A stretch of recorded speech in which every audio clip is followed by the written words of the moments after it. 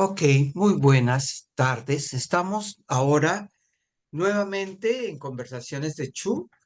Nos encontramos mi compañera Maribel Saldaña de Conversaciones de Chu, yo Manuel Forno y Rodrigo Flores Castro, que es psicólogo clínico, licenciado en la UPC.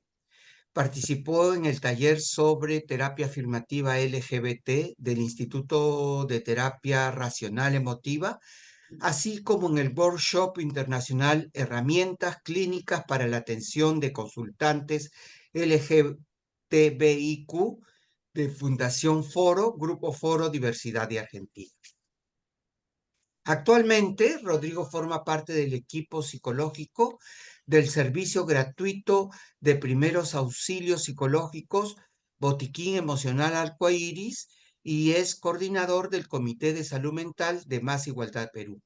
Asimismo, ha sido investigador asistente en la primera y segunda versión del estudio Salud Mental de Personas LGTBIQ+, en el contexto peruano. Buenas tardes, Ujú. Rodrigo. Es un gusto Gracias, conversar gracias a contigo. ustedes por la invitación. Un saludo a todos a quienes nos escuchan, ¿no? Sí, Rodrigo, gracias por eh, aceptar la invitación. Es bien importante para nosotros tenerte con nosotras ahora y hablar un poco del trabajo que has venido haciendo y lo que consideramos también un referente, ¿no? En la información, en el conocimiento acerca de la salud mental de la población LGTB en el Perú, lo que Ujú, viene sucediendo con las diferentes poblaciones, quiénes son las, digamos, los principales victimarios también, qué es lo que está sucediendo, cuáles también son los prejuicios alrededor, ¿no? Yo recuerdo haber leído el primer informe y me parece que fue ujú. sumamente interesante que ahora ya nos irás contando, ¿no? Bienvenido también. Gracias, muchísimas gracias. Sí, les he escuchado, sé que a ustedes les interesa mucho, digamos, por ejemplo, todo lo que tiene que ver con la salud mental.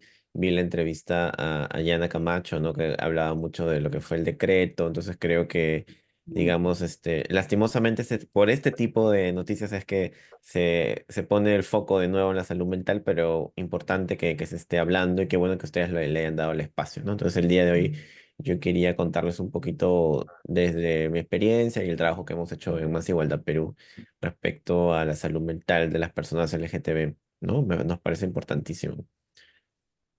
Y Ujú, bueno, sí, pues yo también empecé a recordar momentos de mi Ujú, vida desde muy ujú, joven y de ujú, mis compañeros que también ya estamos bordeando los 70 años y me acordé que nosotros hemos vivido pues desde que hemos nacido hasta muchos años en condición de enfermos mentales, ¿no? O sea, ujú, yo he vivido desde el 1953 hasta el 90 como enfermo mental y del 90 en la lucha para que la gente y el personal de salud se quite el rollo de que somos enfermos mentales, pero sin embargo eso todavía creo que no se ha logrado, ¿no? Sí. Entonces, para nosotros es importante colocar este tema, salud mental y personas LTGB.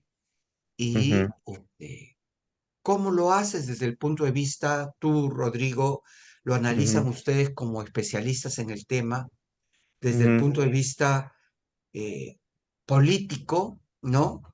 Eh, ujú, teórico y de reflexión, eh, para poder salir de este hoyo en el cual nos encontramos, ¿no? ujú.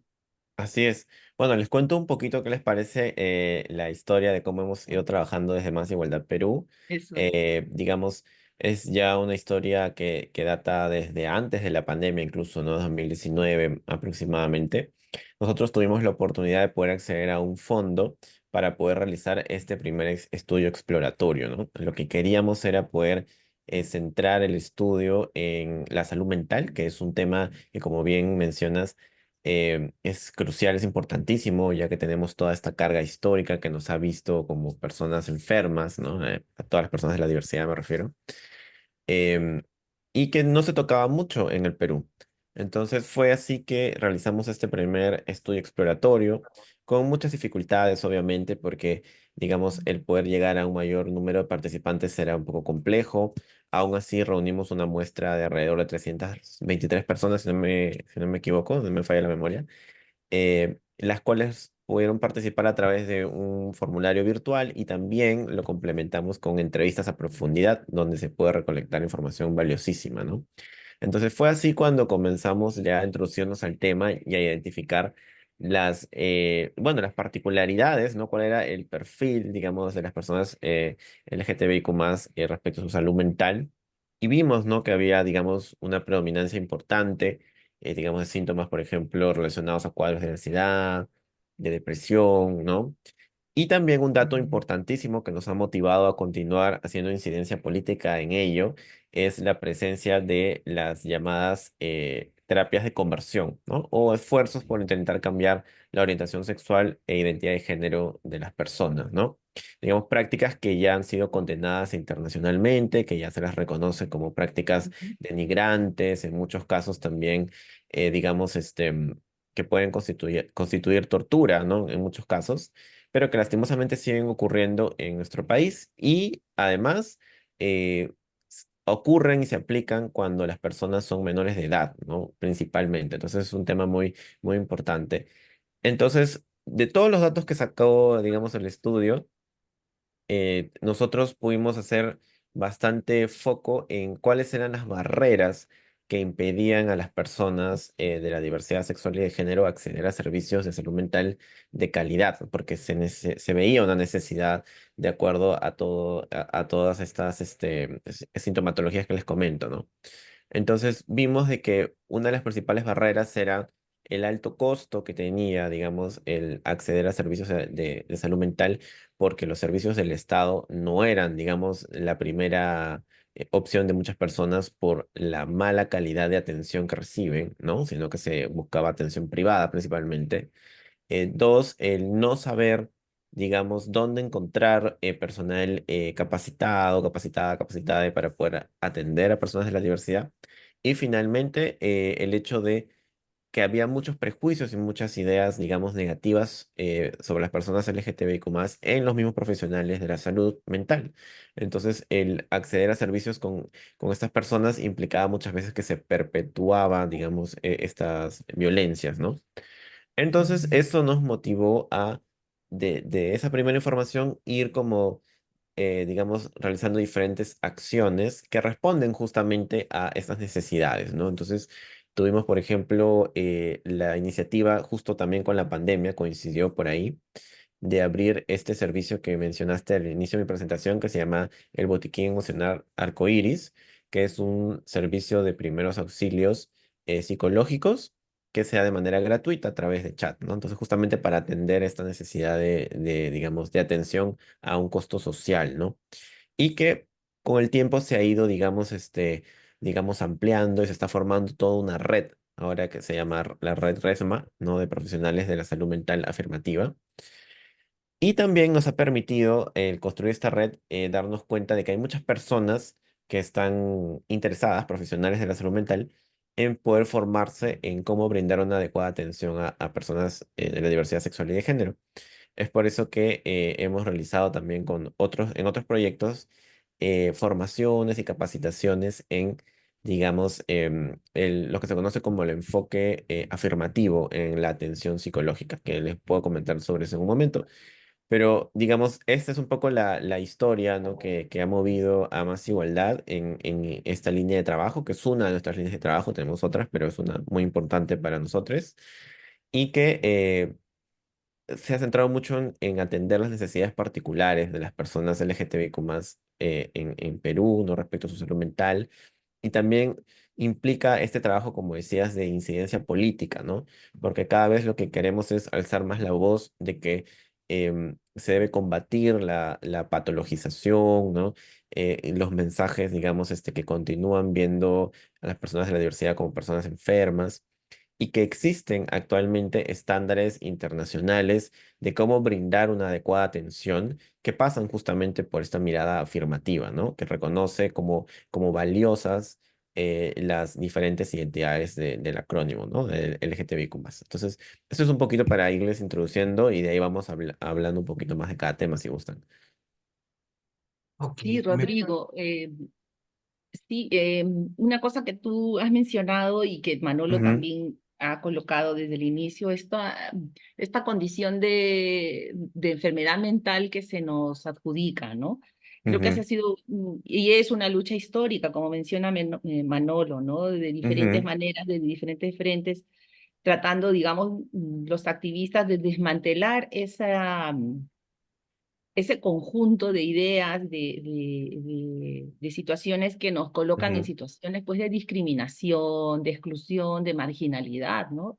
Y el ujú, estudio que ustedes hicieron me pareció sumamente importante por eso, porque no es que seamos enfermos mentales, obviamente, sino que la ujú, discriminación y la exclusión sí que nos enferman.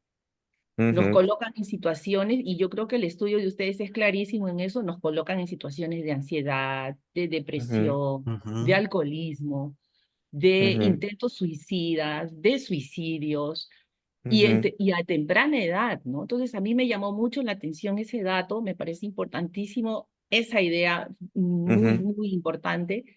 Y lo otro que me llamó mucho la atención fue esto de las terapias de conversión, también muy jóvenes, ¿no? Y que las familias, ujú, en son, complicidad con servidores públicos, ujú, envían a sus hijos, a sus hijes, pues, a psicólogos que también tienen ideas, prejuicios, ideas conservadoras de odio, a curas, ¿no? O líderes religiosos. Recuerdo muy bien que eso decía el informe de ustedes y sí. no recuerdo qué otro más, pero eran como muy, muy interesante mirar también cómo las familias están, nuevamente volvemos a reafirmar que son espacios que están siendo cómplices de la violencia, ¿no? ujú, Y que hay otros servicios, incluido el Estado, nuevamente también, que son cómplices en estas situaciones de tortura y digamos, de vejación para la población LGTB. No sé si puedes abundar un poquito sobre estas ujú. cuestiones, Sí, ¿no? sí, sí, claro que sí. Primero, me parece importantísimo lo que has mencionado, y a mí me gusta mucho hablar un poco también desde esta mirada histórica, ¿no? Para entender un poco la deuda que tenemos, como en este caso me incluyo como profesional de la salud mental, con la, digamos, la adecuada atención a la diversidad sexual y de género, ¿no? Porque efectivamente, si miramos un poco, digamos, la historia de las disciplinas que abordan la salud mental, y bueno, tienen, digamos, toda una tradición, una mirada muy occidental de todo, ¿no? Digamos, la diversidad siempre se ha abordado desde una mirada moralmente, ¿no? Ya catalogándola como algo negativo, ¿no? Ujú, Desde el inicio, ya sabemos, ¿no? Desde que desde hace mucho tiempo la diversidad era mirada desde una mirada, digamos, religiosa como algo pecaminoso, sucio, malo, ¿no? Cuando se traspasa esto a las disciplinas de salud mental, esta actitud no cambia en realidad, ¿no? Sino que se transforma, se maquilla con cierta, digamos, vistiéndola como que de investigación científica, pero que en el fondo mantenía este mismo prejuicio moral, ¿no? De que la diversidad es algo enfermo, torcido y que por lo tanto se tiene que arreglar, ¿no? Entonces, por mucho tiempo, la diversidad sexual y de género ha sido mirada como una enfermedad o algo que hay que arreglar, ¿no? De alguna forma, cambiar para que la persona, pues, se adapte a lo que la sociedad espera, ¿no? Entonces, como profesionales de la salud mental, tenemos que ser muy conscientes de esa carga histórica, ¿no? De que, digamos, las disciplinas en las cuales nos hemos formado tienen cuando abordan la diversidad y poder cuestionar activamente eso, ¿no? Es un trabajo personal muy, muy importante también que el que hay que realizar. Entonces, teniendo en cuenta todo digamos, esta historia detrás, este peso histórico, tenemos que partir de tener muy en claro eso que mencionaste, ¿no? Que ser una persona LGTBIQ+, no es en sí mismo una enfermedad, no implica que estamos enfermas, ¿no? De alguna manera, ni tampoco significa que estamos ya condenadas o condicionadas a presentar un problema de salud mental, sino lo que significa es que por el contexto en el cual hemos vivido y hemos crecido, estamos expuestas a una serie de situaciones, eventos, también como que sucesos estresantes, ¿no? Que a lo largo del tiempo van dañando y deteriorando nuestra salud mental. Y es por eso, ¿no? Por ese estrés adicional con el cual cargamos a lo largo de nuestra vida, que podemos tener un mayor riesgo de presentar algún problema de salud mental, como lo podemos ver cuando vemos un poco las estadísticas, ¿no? Digamos, en los estudios que se hacen en el hemisferio norte del mundo, ¿no? En Estados Unidos, Europa, se puede ver que cuando se comparan a las personas de la diversidad sexual y de género con sus contrapartes cis hetero, siempre se puede ver un poco más, digamos, una mayor predominancia digamos, los cuadros de salud mental. Una mirada, digamos, desde la patologización te diría, eso es una muestra de que, digamos, hay algo malo en ser una persona LGTBIQ+, pero ya sabemos que esa mirada ha quedado atrás. Ahora podemos entender el porqué de la afectación particular de la salud mental de las personas LGTBIQ+, si miramos su contexto, ¿no? Y las situaciones que tenemos que vivir que van deteriorando poco a poco nuestra salud, ¿no? Entonces, eso me parece importante. Entonces, partiendo de eso, creo que puedo, digamos, hablarles un poquito también entonces de cuál es la respuesta que se tiene, ¿no? Frente a todo este bagaje histórico que implica un cuestionamiento de esta patologización que siempre se ha tenido, implica también una revisión, porque se ha hecho una revisión de cuál es el impacto, la eficacia que tienen estas llamadas prácticas de conversión, ¿no? Que ya se ha estudiado, lo han hecho, digamos, organizaciones de renombre internacional como es la Organización Americana de Psicología, la APA, y se ha encontrado que no hay ninguna evidencia que soporte que efectivamente estas prácticas funcionen, ¿no? O sea, que son prácticas que finalmente terminan, bueno, estafando a las personas, ¿no? Porque no logran eso que prometen, ¿no? Cambiar de alguna manera la orientación sexual e identidad de género de las personas, porque justamente no hay nada que cambiar ahí, ¿no?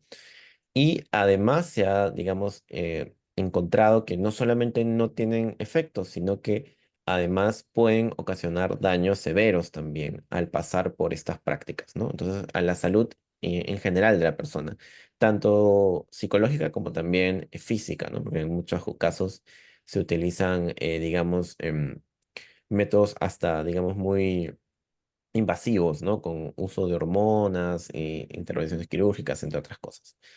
Entonces, la respuesta adecuada a, digamos, todo este bagaje histórico de patologización es una respuesta desde una mirada afirmativa, ¿no?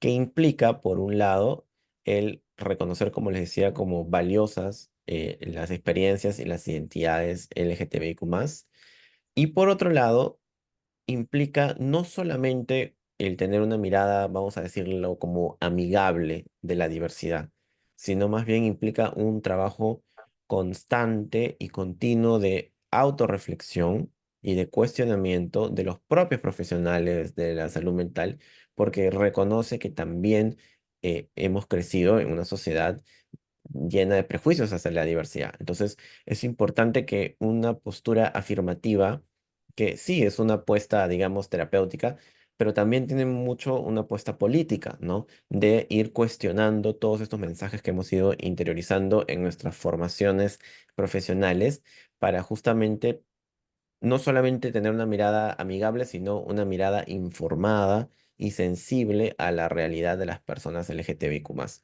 Y de esa forma enriquecer el trabajo, ¿no?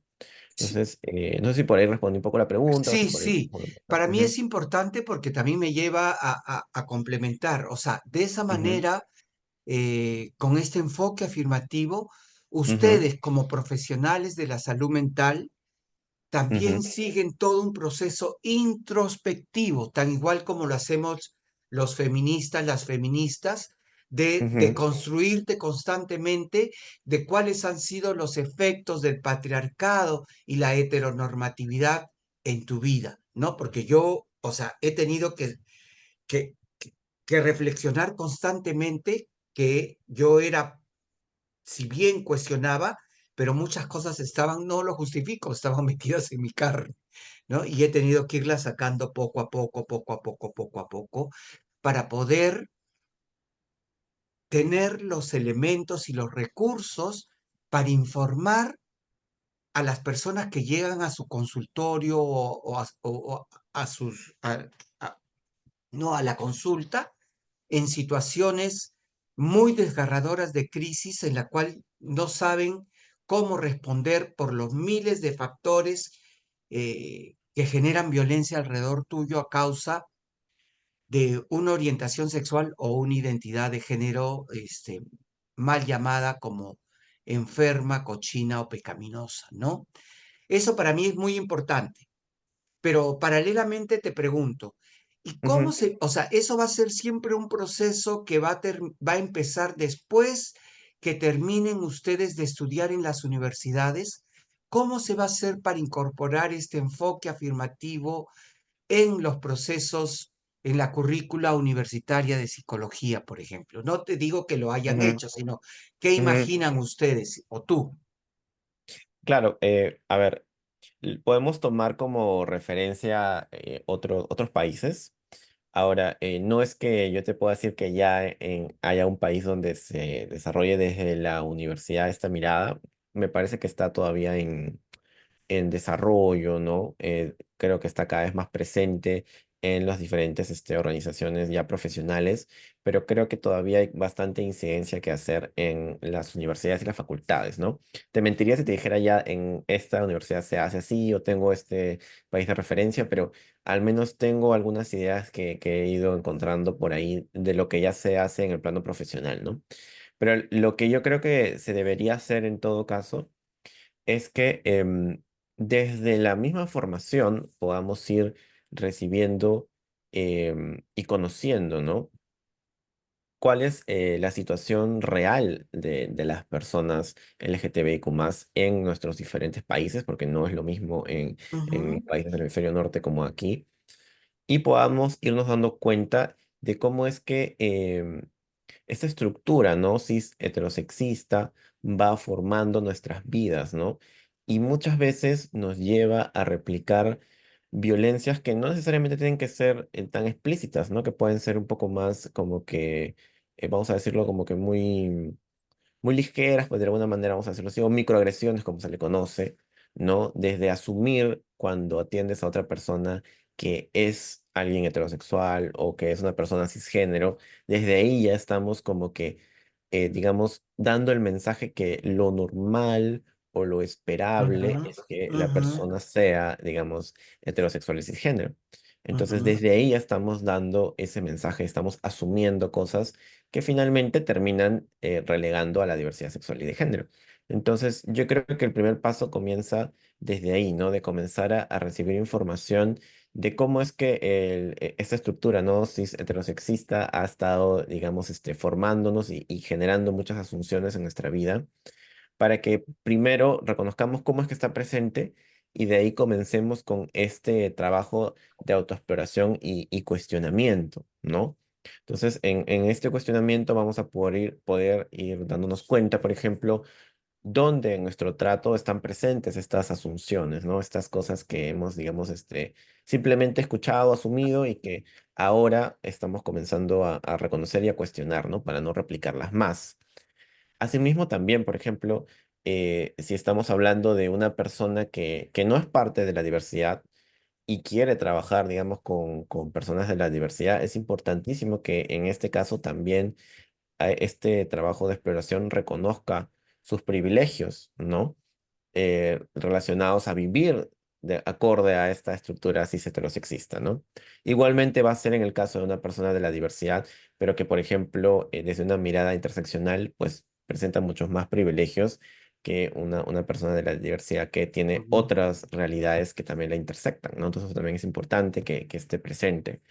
Y asimismo, creo que es importante que para entender, por ejemplo, otras experiencias, también tengamos un proceso de exploración de nuestra propia identidad, o sea, cómo hemos ido, digamos, formando, abrazando, aceptando nuestra identidad.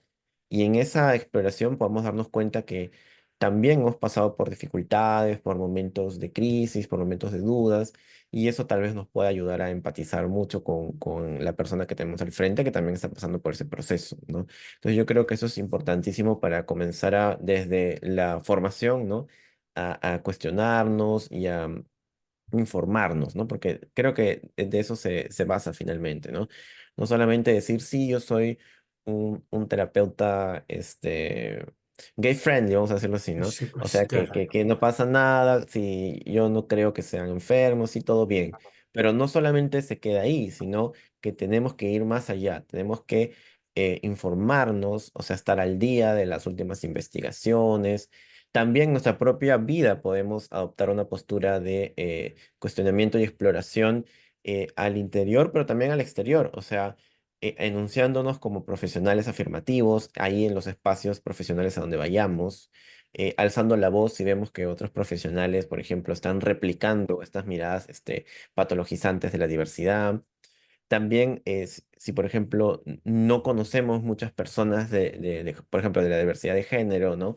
Poder ampliar nuestros círculos sociales o los espacios que compartimos para justamente poder ir enriqueciendo nuestro conocimiento, ¿no? Y nuestra experiencia. Entonces yo creo que eso es algo necesario, no solamente quedarnos en la mirada amigable y amistosa, sino ir más allá, ¿no? En este cuestionamiento, en esta reflexión y irnos actualizando e informándonos constantemente. Sí. Rodrigo, Ujú, regresando un poquito a los hallazgos, por ejemplo, respecto a ujú, las terapias de conversión, que es un tema ajá, que nos interesa muchísimo, ¿no? No sé si ahí ustedes han encontrado que una forma de conversión o una forma de terapia de conversión, por ejemplo, para las lesbianas, son las violaciones correctivas, ¿no? Nosotras hemos identificado en el trabajo que hacemos de activismo, ¿no? Y de trabajo que hemos hecho sobre violencia, ujú, que y no necesariamente quizá el hecho ya de la violación que sucede, sino la amenaza constante de que esto te va a suceder. Desde que eres muy pequeña o adolescente, entonces los padres, los hermanos están constantemente diciéndote, amenazándote que va a pasar eso, ¿no? ujú. Entonces siempre tienes que estar viviendo, digamos, con eso, con esa idea y ya sí hechos concretos en estos sitios de incluso servicios de salud, clínicas de reconversión, ya, mal llamadas así, que han violado, Ujú, por ejemplo, a mujeres lesbianas como forma de esta terapia, ¿no? No sé si ujú. ustedes han encontrado casos sobre ello, qué Sí, impacto hay, y si nos puedes también contar un poquito más sobre ello.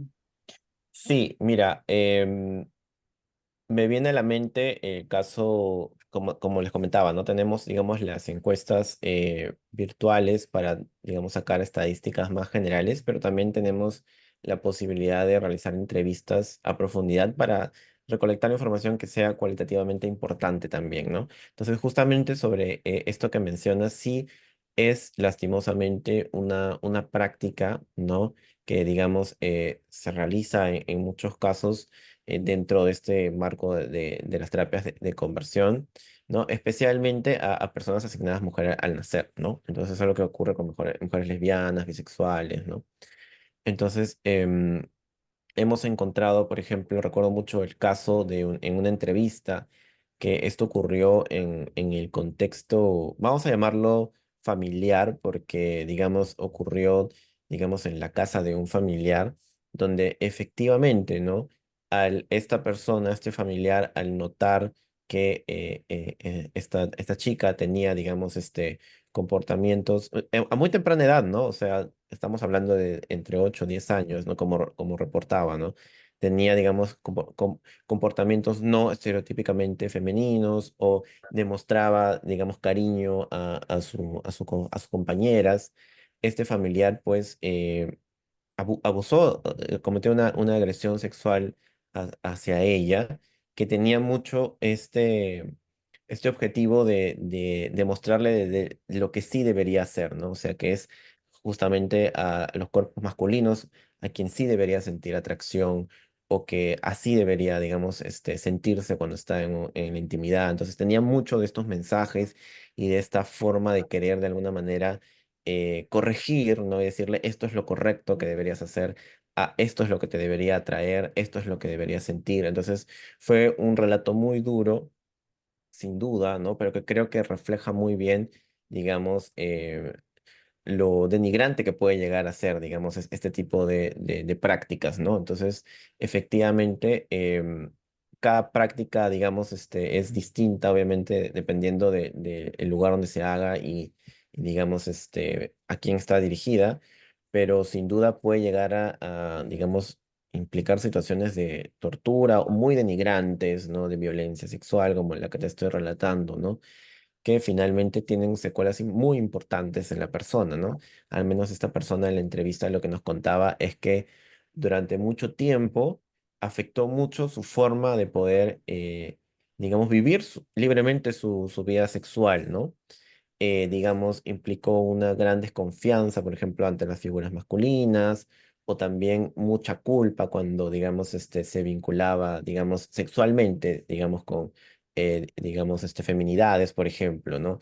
Digamos, era más fácil la relación y la conexión romántica con las feminidades que desarrollarse, digamos, deseo sexual. Entonces, sí tuvo una afectación importante bueno, en su integridad, obviamente, y también en su salud mental en general, y que por mucho tiempo afectó su proyecto de vida, ¿no? Y que solamente después de mucho tiempo ha podido ir como sanando y reencontrándose con lo que quiere ser, ¿no? Entonces, sin duda son prácticas que no son inocuas, o sea, no es que simplemente ocurren y ya, sino que tienen un efecto Claro. que puede demorar muchos años y que implican este tipo de agresiones, como te comento, ¿no? Sí, es súper importante, ¿no? Visibilizar esos hallazgos, Ujú, sobre todo también porque nos sirve a nosotros, a los activistas, a las activistas, como un ujú, instrumento, ¿no? Para hacer, ujú, de disputa con el poder público, ¿no? Para los servicios públicos, porque ujú, queremos, una parte de nuestra lucha ha sido el de visibilizar las violaciones correctivas como una forma particular, específica de violencia hacia las mujeres lesbianas, bisexuales, ¿no? A todas las ujú, mujeres, digamos, de ujú, la disidencia sexual, ¿no? ujú, Y yo creo que esta problemática incide perfectamente o relata, grafica perfectamente lo que es la interseccionalidad, ¿no? Que tanto a veces ujú, cuesta también desde los servicios públicos identificar qué es.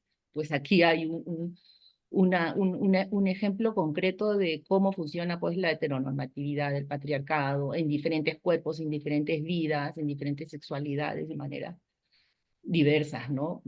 De opresión. ujú. Entonces yo creo que, no sé, ahora ustedes han hecho, nos contabas, un segundo estudio, Sí, quizá profundizando los hallazgos que ya han encontrado, nos contabas que han podido llegar a más personas, que han hecho un poco más sí, de trabajo de campo, imagino, también el cualitativo, no sé.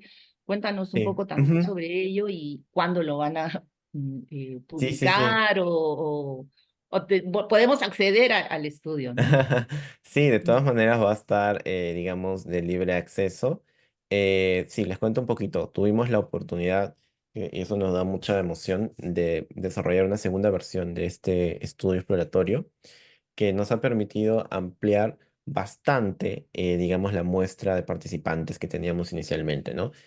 Si en la primera versión llegamos a una muestra de 323 personas, ahora estamos llegando a una muestra de 1.267 personas Mm. aproximadamente. Entonces es un número mucho mayor y como les comentaba, hemos tenido digamos, el cuidado, ¿no? De tener a personas que estuvieran en regiones para ir como difundiendo el estudio, invitando a la gente a responder. Entonces eso nos ha permitido como que cuidar mucho esta mirada desde las regiones también, ¿no? Entonces, este estudio está, digamos, ya, digamos, en la fase final de revisión. Va a iniciar dentro de poco la diagramación con la intención de poder ser, digamos, presentado de manera oficial y, digamos, compartido en el mes de octubre, porque queríamos, digamos, hacerlo en el marco del 10 de octubre, que es el Día Internacional de la Salud Mental. Entonces, ahí queríamos más o menos alrededor de esa fecha Cerca hacer esta del 13 presentación. también, que el Día de las Ajá. actividades lésbicas, las rebeldías lésbicas. Sí, entonces hay muchas fechas importantes por ahí, Sí. entonces vamos a aprovechar, digamos, ese mes para poder hacer la presentación. Estamos todavía terminando de fijar la fecha específica, pero más o menos va a ser por ahí, ¿no? Entonces, este estudio nos ha permitido ampliar, digamos, mucho más la información respecto a, digamos, el perfil, digamos, que tienen las personas respecto a su salud mental, ¿no? Por ejemplo, algo que hemos cuidado mucho desde el primer, digamos, estudio es poder considerar variables que usualmente están invisibilizadas para el Estado peruano, ¿no? Como por ejemplo la orientación sexual, la identidad de género. Hemos incluido incluso también una mirada desde la neurodiversidad, etcétera, ¿no? Entonces, todas estas variables nos permiten sacar perfiles específicos, ¿no? De cómo, por ejemplo, tenemos un índice general, pero también podemos mirar, dependiendo de las variables que les he mencionado, cómo está presente este perfil psicológico o esta afectación a la salud mental, ¿no? Entonces, por ejemplo, hemos incluido ahora más variables que nos permiten reconocer el impacto específico que tiene, ¿no? Digamos, el contexto en el cual crecen las personas de la diversidad en su salud mental. Por ejemplo, hay una teoría, ¿no? Que cada vez está más, digamos, difundida, que es la teoría del estrés de minorías, que habla de que existe, sumado a los estresores particulares que presenta cualquier persona, unos estresores muy particulares, adicionales, que, digamos, presentan las personas LGTBIQ+, debido a las experiencias que han vivido, ¿no? Entonces, por ejemplo, la preocupación de, no sé, la seguridad ciudadana, se suma la preocupación de que si voy, por ejemplo, a una reunión, me pueden atacar o me pueden ningunear cuando sepan que soy una persona de la diversidad, ¿no? Entonces, ese estresor adicional va dañando, va afectando mi salud mental a largo plazo y puede condicionarme a presentar problemas de salud mental, ¿no? Entonces, por ahí hemos encontrado índices muy interesantes de, por ejemplo, cómo están presentes estos estresores, cuáles son los más importantes, ¿no? Entonces, por ejemplo, les puedo compartir algunos datos preliminares de lo que hemos encontrado, ¿no? Por ejemplo, en los estresores más comunes hemos encontrado que alrededor del 34% de la muestra informó que ha sufrido violencia verbal o psicológica siempre o casi siempre, ¿no?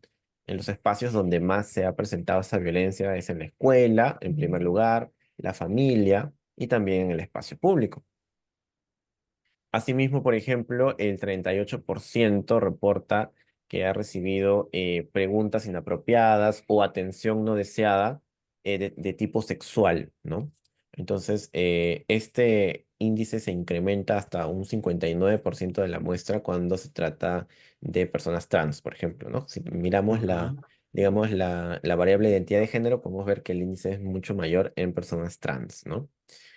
Asimismo, Eso, por ejemplo, otro dato importante es que el 63% siente y vive con la angustia de que está, digamos, en un país que no reconoce sus derechos. Entonces, eso, por ejemplo, es algo que daña y afecta su proyecto de vida e implica un estrés adicional, digamos, con el cual tiene que vivir y que la puede condicionar a presentar cuadros de salud mental, ¿no? Entonces, ahí, por ejemplo, hay algunos datos que les puedo ir compartiendo de cómo se ujú. ven, ¿no? En el día a día estos estresores particulares de los que les hablaba y cómo estos estresores en el tiempo van dañando, van deteriorando nuestra salud mental, ¿no? Ujú, Por ejemplo, una cosa importante, no sé si es un estresor importante, pero en mi época sí era importante ujú, eh, que si alguien sabía tu orientación sexual o al interior del misma, de la misma población LTGB, que ujú, siempre te preguntaban el mismo rollo. ¿Eres activo o pasivo? Por ejemplo, ujú. ¿no? Ya. Cuando ese es un asunto que realmente es de tu vida privada, ¿me Ujú, entiendes? ujú, Que, que, s- que mucha gente te lo pregunta y tú, tú sí sé que eres gay, tú que eres activo o pasivo. O, ujú, o sea, eso también puede ser un factor estresor, ¿no? ¿O no? ujú. ¿Salió? Sí, en ese caso en particular, por ejemplo, creo yo que, como bien mencionas, ¿no? Todo ese tema de los roles, que muchas veces también no solamente están, digamos, o sea, no solamente se entiende como una preferencia dentro de la práctica sexual, sino también conlleva una serie de expectativas sobre cómo Ajá. deberías comportarte o qué deberías Ujú, hacer o no, ¿no? Sí puede implicar un estresor. Ahí, por ejemplo, sí tenemos que reconocer que es algo a lo cual todavía no hemos terminado de llegar, porque ya Ya. estamos hablando de los estresores que también existen, obviamente, que se dan a la interna de la Ujú. diversidad sexual y de género, ¿no? Todavía no hemos llegado ahí, pero sí está pendiente, pero sí hay que reconocerlo como un estresor, ¿no? Porque finalmente dentro de la misma comunidad, ¿no? De la diversidad sexual y de género, existen también muchas Los situaciones que valores pueden... de cuánto vale uno, cuánto vale el otro, ¿no? Sí, sí, sí, sí. O, Ujú. o el chip y la chala, por ejemplo, ¿no? También. Otro, sí, También. realmente, Sí, ¿no? sí, sí. Sí, claro que sí. Es un tema pendiente. Ya el estudio no nos dio para tantas variables, No, pero, pero o ahí sea, te vamos, lo ¿ah? lanzo Claro. para la siguiente. Pero está Sí. bien interesante que Ujú, se visibilicen como formas de generar mayores situaciones de angustia, de estrés, de Ujú, depresión, o sea, ujú, que ujú, ujú. disparan el ujú, malestar que hay en la Que ya se población. lleva, que ya se lleva, ujú, exacto. Así es, que O digamos, s- políticamente desde otros lados le ponemos otros nombres, pero me parece que también aquí, desde el ujú, estudio que ustedes hacen, es interesante.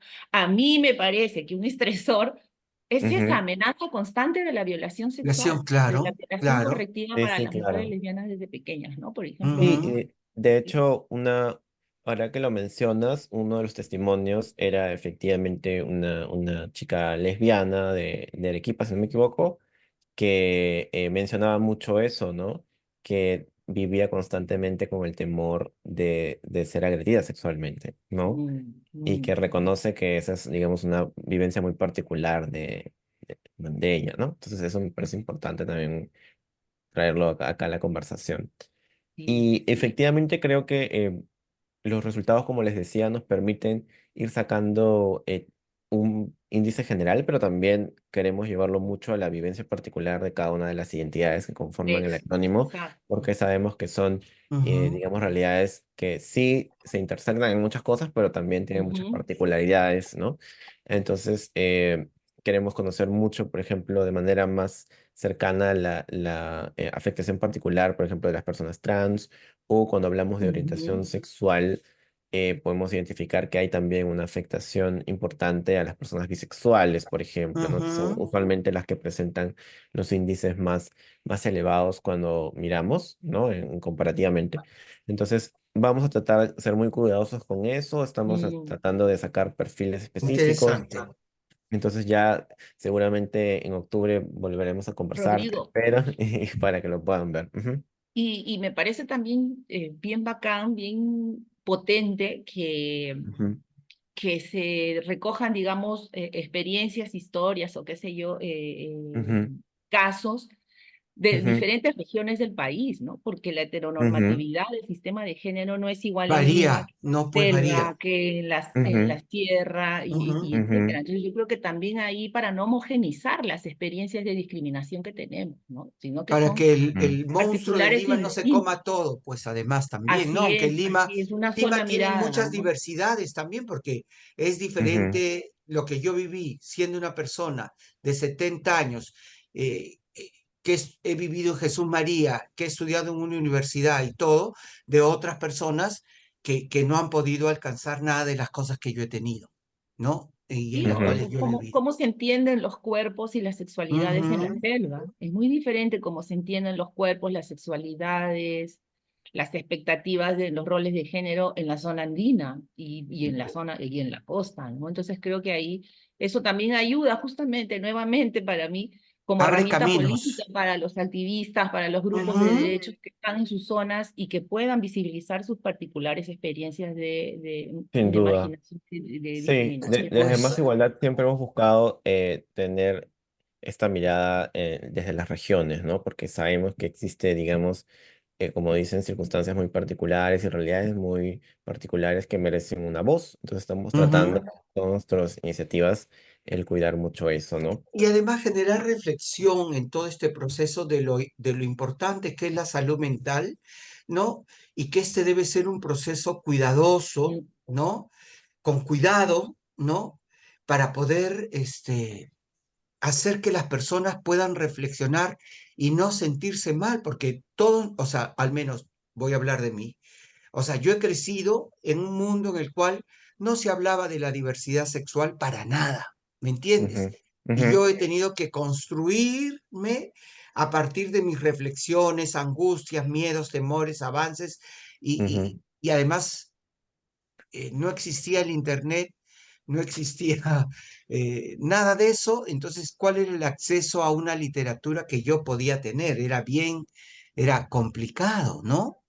Claro. Y, y, y eso creo que eso no debe volver a pasar, que eso es parte Eh, de una ujú. lección aprendida, ¿no? Sobre lo que significa vivir en esas condiciones y en esas situaciones. Sin duda, y eso también creo que va para profesionales de la salud mental, ¿no? Por ejemplo, volviendo a traer, digamos, el caso de este decreto, ¿no? Exacto.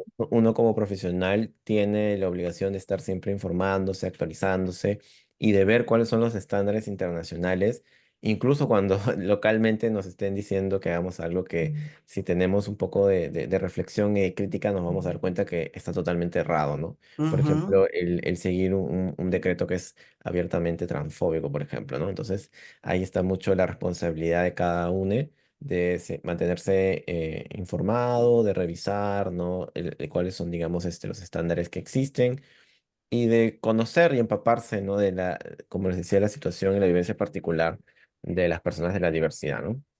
y Y prevalecer yo creo que esta ahora, situación de salud-enfermedad, ¿no?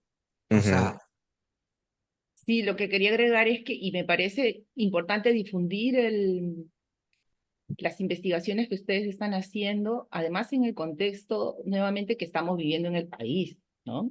ujú, Sumamente fundamentalista, conservador, con una mirada desde una mirada de que estamos retrocediendo, ¿no? Que estamos, ujú, muchas cosas que se ujú, han venido avanzando de a poquitos, se están perdiendo, se está mm, retrocediendo, que se quiere fusionar, desaparecer al Ministerio de la Mujer con ujú, un Ministerio de Salud también que cada vez con un rol, digamos, hacia la mínimo. diversidad sexual cada vez más patologizante, un Estado cada vez más ausente, ¿no?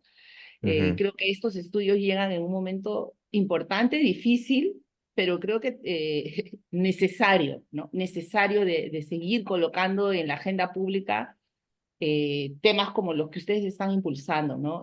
Rodrigo. Es sumamente peligroso, pues, que el Ministerio de la Mujer desaparezca, ujú, que las políticas de igualdad de género, igual que hemos sido críticas con ellas, con lo poco que se ha avanzado, con las mesas de trabajo que había para la población LGTB, la mesa de lesbianas, ujú, y un ministerio que también había, desde mi punto de vista, sido es cómplice por su silencio, ¿no? Con todo lo que esta dictadura del gobierno viene impulsando, y que o sea, nuevamente, que estudios como este salgan, me parece que enfrenta, ¿no? Enfrenta nuevamente la necesidad que en nuestro país existan servicios públicos, que se hable de esta temática, que hay ujú. este problema, que existimos y que Sí. necesitamos que nuestras problemáticas se legitimen, se atiendan, ¿no? Ujú, ujú, Sí, así es. Y justamente tomando eso que dices, hay muchísimo que hacer todavía desde el Estado, sin duda, ¿no? Eh, digamos, los datos que obtenemos del informe eh, todavía, digamos, muestran de que hay muchísima desconfianza en los servicios del Estado, ¿no? Ya. Que las personas de la diversidad sexual y de género no lo ven como una primera opción o en muchos casos no lo ven para nada como una opción, pero no de manera gratuita, sino porque pues no existe digamos, las condiciones para que ese sea un espacio seguro para ellas, ¿no? Muchas veces en estas atenciones se replican estos mensajes estigmatizantes, discriminatorios y pueden, digamos, pasar de un ambiente donde se les vulnera a diario a otro donde se les va a vulnerar incluso más. Entonces, muchas personas dejan de asistir porque no quieren, digamos, exponerse a ese tipo de situaciones. Eso no debería ser así. Digamos, los servicios del Estado que deberían ser, digamos, gratuitos, deberían tener esta mirada, pues, afirmativa y ser espacios seguros para las personas ujú, LGTB+. Entonces, hay mucha incidencia que realizar para que se siga dando estos espacios formativos, ¿no? De capacitación, para que finalmente, pues, cualquier profesional de la salud mental tenga al menos los conocimientos básicos y el trabajo, como les decía, ¿no? De reflexión básica para poder brindar una atención libre de discriminación. Ujú. Y pues bueno, creo que Rodrigo, hay mucho por sí, hacer todavía. Eso es y Rodrigo, ¿y importante. nos puedes contar Ujú. de esta red de profesionales que ustedes están impulsando también, el Botiquín Sí, Emocional Arcoíris? Cuéntanos un sí, poquito también de ello. ajá. ¿Cómo se puede acceder? ¿Cómo pueden buscar el servicio también? Claro, claro. En realidad pueden buscarnos en todas nuestras redes, estamos como masigualdad.pe, ¿no? Entonces, en nuestra página web también pueden encontrar información sobre todos nuestros servicios, Ujú. específicamente sobre el botiquín, pueden escribir, ¿no? masigualdad.pe/botiquín, nada más, en cualquier buscador y van a encontrar ahí la página del servicio. Este es un servicio, como les dije, nació en la pandemia de manera voluntaria y que hemos buscado, digamos, mantener en el tiempo con diferentes iniciativas de financiamiento. En este servicio se brinda una atención bastante breve, focalizada, de primeros auxilios, ¿no? Psicológicos a través de un chat de WhatsApp. Entonces, tenemos diferentes horarios de atención donde va a estar conectada una persona profesional de la salud mental para que pueda brindar esta contención emocional. Pero sabemos que obviamente una contención, digamos, de ese tipo muchas veces resulta insuficiente para las necesidades de cada persona. Entonces, es por eso que vimos la necesidad de construir una red donde podamos derivar los casos que requieren una Exacto. atención más prolongada. ¿No? Es así Ujú. entonces que nace, por ejemplo, esta iniciativa que comenzó, por ejemplo, con la creación de un directorio que se llama el Directorio de Salud Mental Afirmativa, donde varios profesionales de la salud mental pasaron por entrevistas y un filtro previo de parte de Más Igualdad, y quienes pasaban ese filtro eran incorporados a este directorio que está en la web también, para que cualquier persona que busque atención con la garantía de que no va a ser vulnerada, ¿no? Una vez más, pues puede buscar ahí a todos los profesionales y, digamos, elegir el que sea más de su preferencia, ¿no?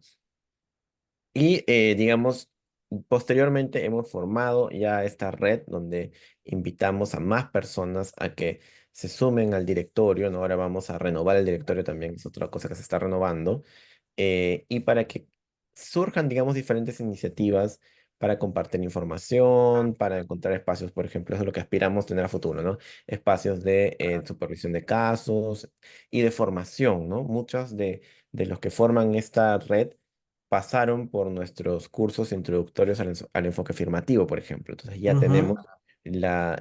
digamos, la certeza de que han recibido, digamos, la capacitación necesaria al menos para brindar una atención afirmativa inicial. Entonces, nuestra idea es que se siga ampliando la red, que se sigan dando estos espacios de formación y capacitación para que finalmente, pues, las personas LGTBIQ+ encuentren espacios seguros, ¿no? Y profesionales que estén capacitados Puedan para atender, abordar, ¿no? Ujú, exacto. Ujú, ¿no? Bueno, bien interesante. Gracias, Súper gracias. interesante, qué Sí. importante esas iniciativas, Rodrigo, ujú, cuando quieran difundir o presentar ujú, procesos, ¿no? de convocatoria también, cuentan ujú. con este espacio también Sí, pues en cuando Perfecto. lo octubre que van a requieran. presentar el estudio, ahí los podemos invitar nuevamente para que Otra vez, Genial. claro. no, ahora ya directamente sobre el estudio y cuáles son los Ya, sí. hallazgos, que es Claro lo que más sí. importante, ¿no? Sí, sí, sí, Sí. sí. Encantada de participar. Ahí ya les comparto el contacto de Alex Ujú, Hernández, que es la investigadora principal, que ella es la que hace más la parte estadística. Yo soy más el de las entrevistas, entonces ahí nos complementamos. Entonces, ujú.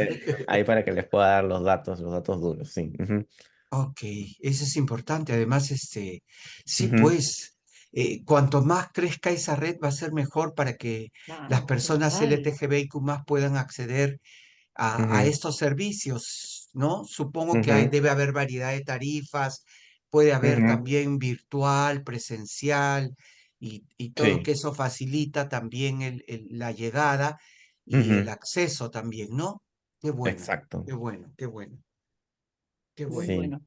Y Sí, espero que sí. varios de los profesionales de los centros y servicios de salud y hospitales también estén en esa red afirmativa. Lo digo con Eso O ironía, que se buscamos, ¿cierto? acerquen, ¿no? Que se acerquen con una sí. real motivación de aprender, ¿no? Ajá, Sí. claro. Hemos tenido ya, digamos, una primera capacitación donde han participado muchos, digamos, profesionales de los centros de salud mental comunitarios, por Es ejemplo, pero mejor. Ujú, esperamos a que vayan más, ¿no? Entonces, sí, ahí exacto. vamos, ahí Claro, vamos. Ujú, claro, Eso. claro. ujú. Ok, Este qué tipo de bueno, qué iniciativas que interesante. merecen difundirse, Sí, pues. aplaudirse, claro, Gracias. felicitarse, ¿no? Sí, sí. Bueno, gracias. A Este ha ustedes, sido muchísimas el gracias. final y nos vemos en octubre. Ok, Gracias, sí, gracias pues, por la invitación una sí. vez más. Cuídense Muchas mucho. gracias, Rodrigo, y a más igualdad también, ¿no? Sí, Gracias a ok. ustedes. Nos vemos en octubre.